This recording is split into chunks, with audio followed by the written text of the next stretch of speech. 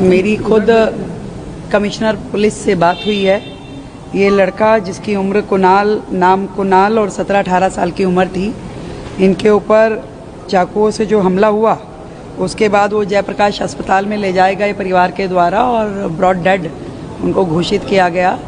और जिन लोगों के नाम हैं जिसने हत्या के दोषी जिनको कहा जा रहा है, उनके पीछे लगातार पुलिस है और हमें पूरी उम्मीद है कि वो बहुत जल्द पकड़ लिए जाएंगे और परिवार के साथ पूरा न्याय होगा। कोई भी किसी भी प्रकार की इसमें कमी छोड़ी नहीं जाएगी।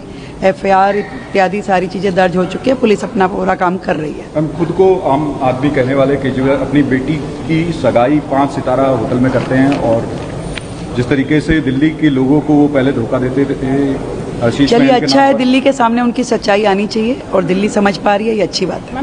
नांदेड़ की सियासी, समाजी, माशी और अवामी खबरों के साथ इश्तिहारात के लिए हमसे राब्ता करें।